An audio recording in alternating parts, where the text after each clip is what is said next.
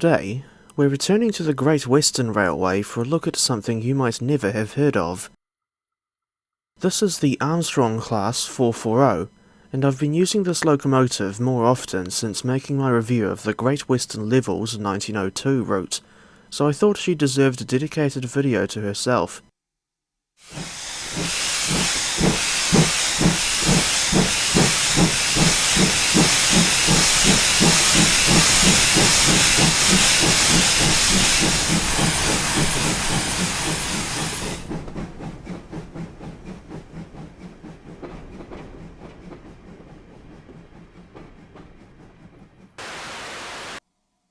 As for what the Armstrong class even was, this was a small group of 4 prototype locomotives designed by William Dean and built at Swindon in 1894.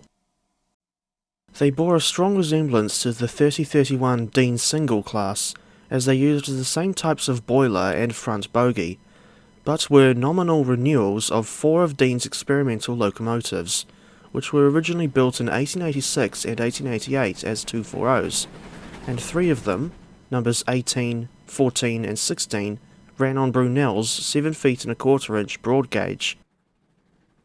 If my research is correct, not much more than just the original locomotive's wheel centres were used in the Armstrong 440s.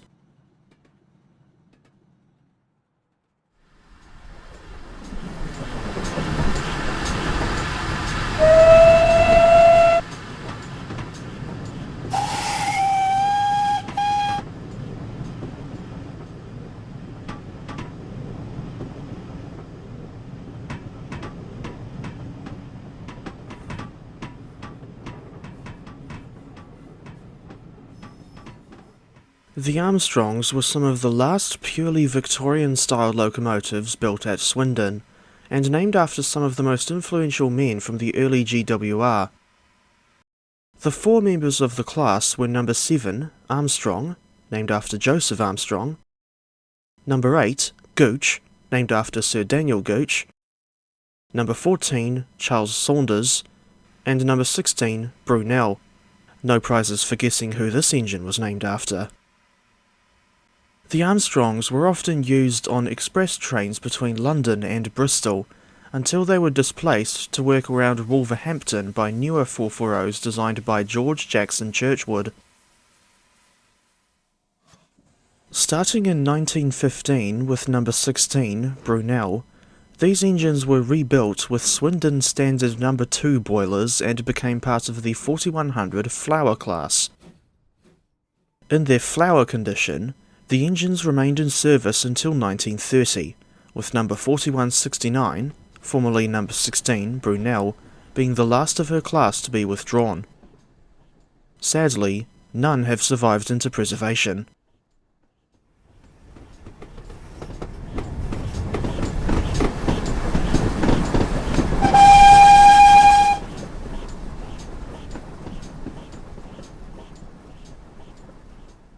CW has often brought obscure locomotives that I had never previously heard of to Train Simulator, and the Armstrong 440 is no exception.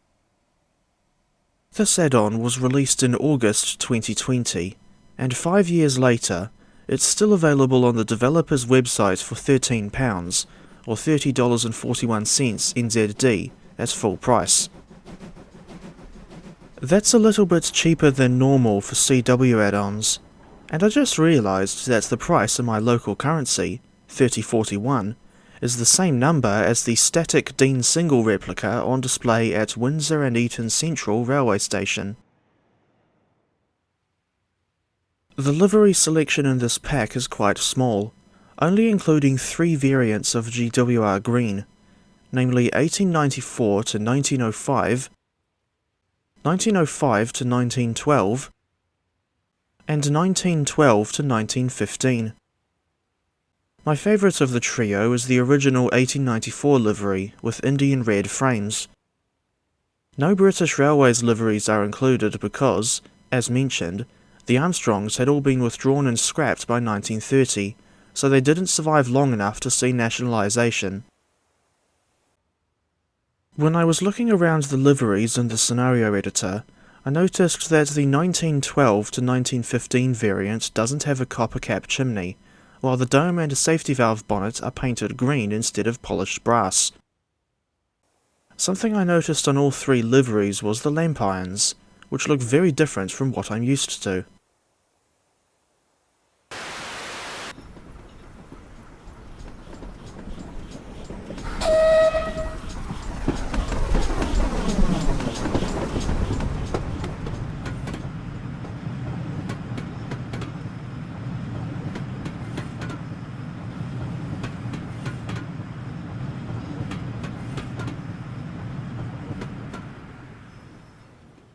As always, the modelling is done to a high standard, especially considering the obscurity of this particular class.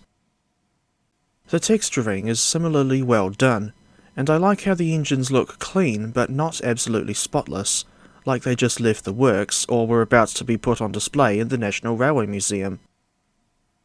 There are bits of grime in places where it would be difficult to clean, such as the buffer beams at both ends, the base of the wheel splashes, and the top of the firebox just in front of the cab.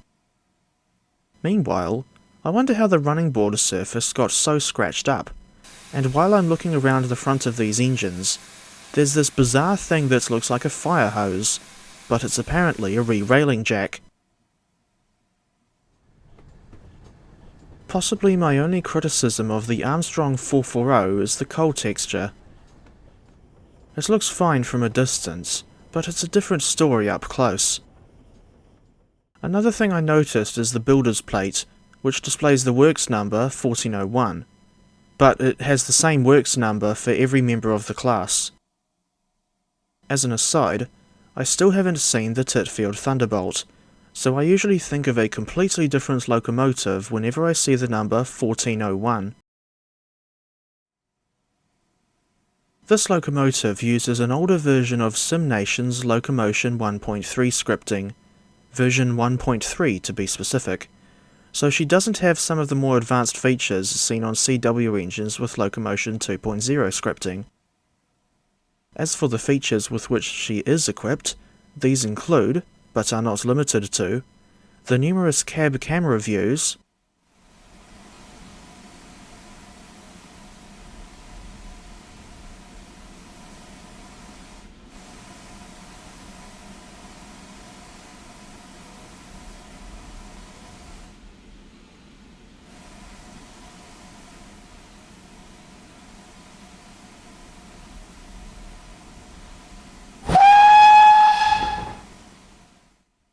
period-accurate GWR lamps, fully functional cab, custom sounds supplied by Steam Sounds Supreme, 3D firebox and coal, dynamic smoke particles that change depending on the season, performance mode Pro,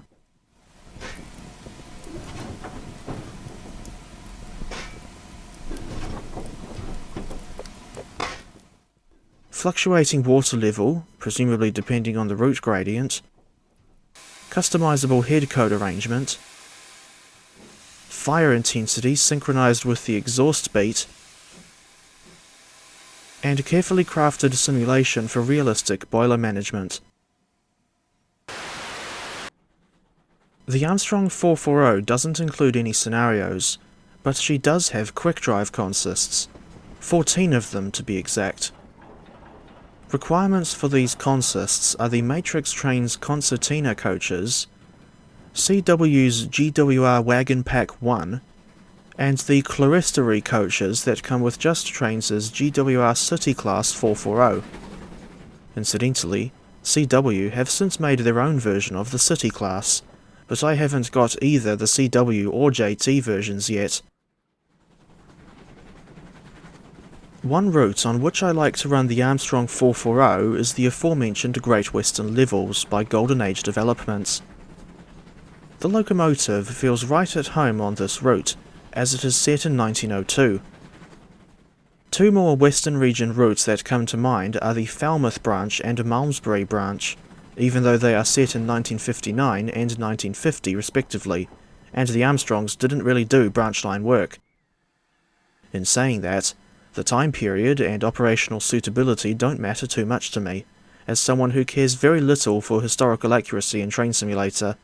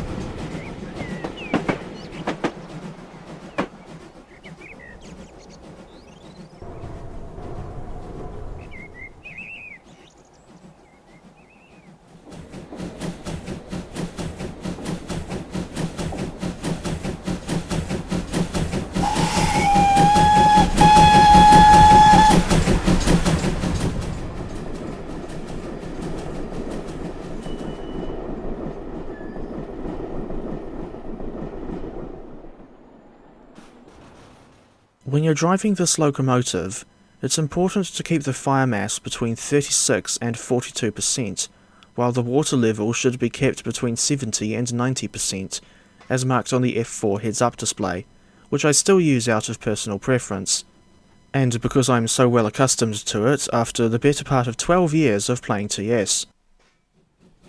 As is often the case with CW products, the Armstrong 440 has a semi-advanced boiler heating system, so it's best to sit idle for a few minutes at the start of a scenario to let the boiler warm up.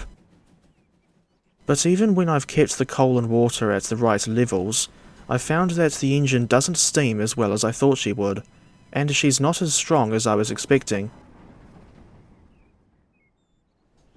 One aspect of driving this locomotive that always sticks out in my mind is when you lean out of the cab and look down at the side rods. I find this, for want of a better word, mesmerizing, since I'm not used to locomotives with outside frames and cranks. I'm not aware of this sort of arrangement ever being used on any steam locomotives in New Zealand.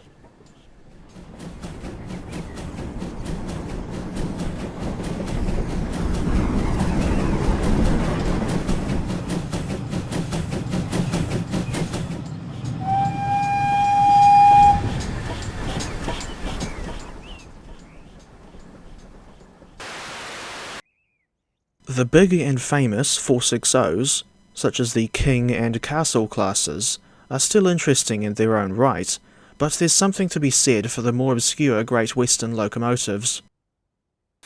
Despite my limited knowledge of 19th century engines, I've still taken a liking to the Armstrong 440.